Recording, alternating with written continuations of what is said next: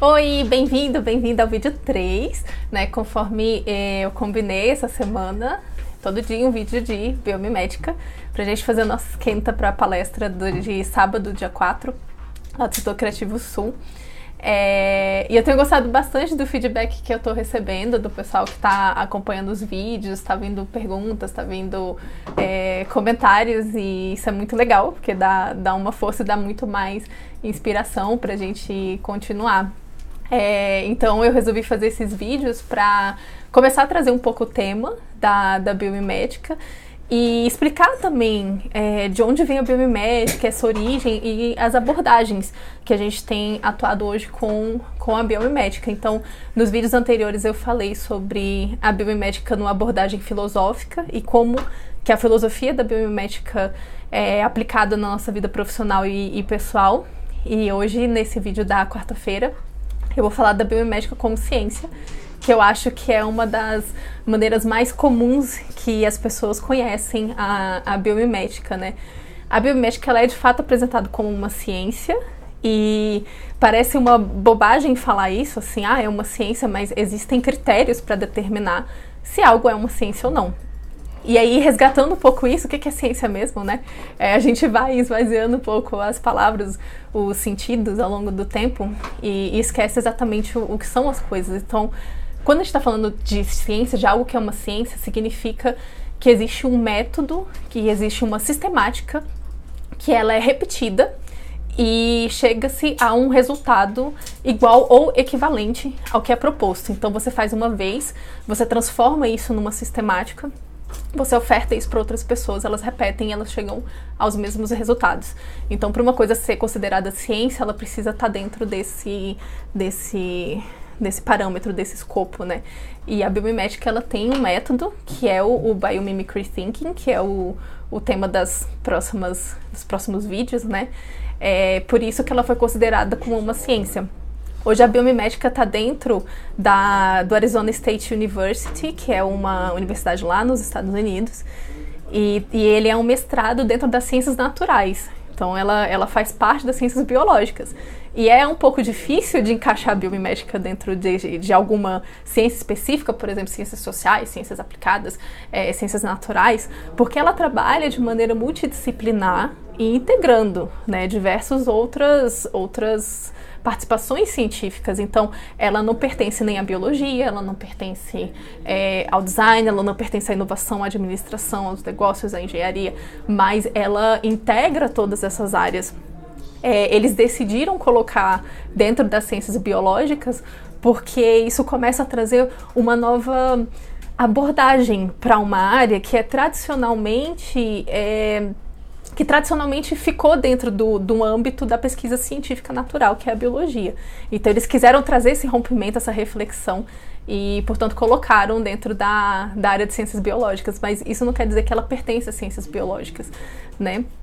E hoje ela está posicionada lá, e essa abordagem da biomimética como ciência é interessante porque ela está conseguindo integrar conhecimentos.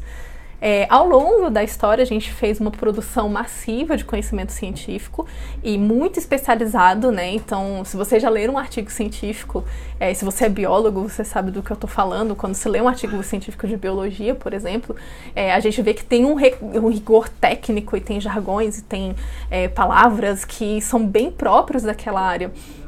Né? E de forma que, se você não estiver permeando aqueles meios, dificilmente você vai entender sobre o que ele está falando.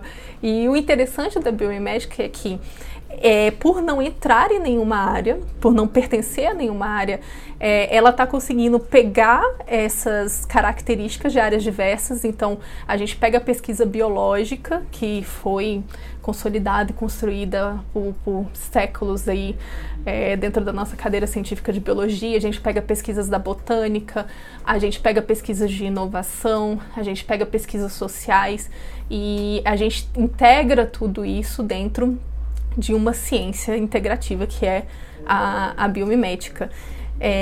Eu acredito que isso é uma contribuição interessante dentro desses meios, porque até então nunca tinha sido discutido uma questão da finalidade desse estudo científico. Então, puxando para biologia, hoje eu estou atacando biologia, eles fazem os estudos das espécies, das especializações e por uma descrição da espécie, por necessidade de descrição dessa espécie, né, mas não se coloca uma finalidade dentro disso, assim, para que está sendo feito, né, esse estudo.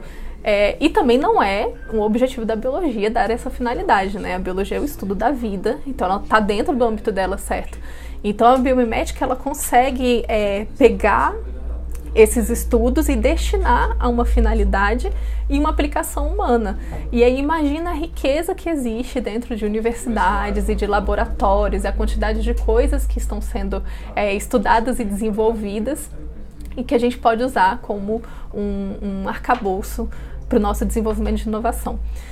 E aí você deve estar pensando, tá, Carol, você está querendo dizer então que para fazer biomimética eu preciso ler artigo científico? E a resposta é sim. Então, quando a gente está falando da biomimética como um método, dentro do método da biomimética, pressupõe-se que se você vai emular um ser vivo, você tem que ter certeza que aquela emulação ela é verdadeira. Né? Então, eu não posso emular baseado num achismo. É claro que existem pesquisas biológicas que ainda não foram feitas, é claro que existem descobertas dentro do meio natural que precisam ser realizadas, que não tem como a gente saber de tudo, então eles estimam que a gente ainda não catalogou nem 30% do nosso planeta, né, em termos científicos, então realmente é muito difícil que a gente saiba de tudo, mas à medida do possível é sempre importante validar o conhecimento.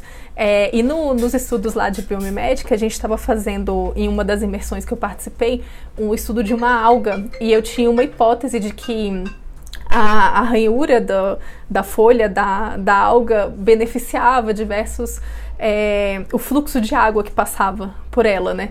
E uma colega minha tinha uma hipótese que, na verdade, não, que ele freava o fluxo de água, né? E eu falava, não, ela facilita a água passar para não romper o caule. E aí ela falou, não, ela, na verdade, interrompe a água para que ela não rompa o caule. E a gente ficou nesse processo de diálogo.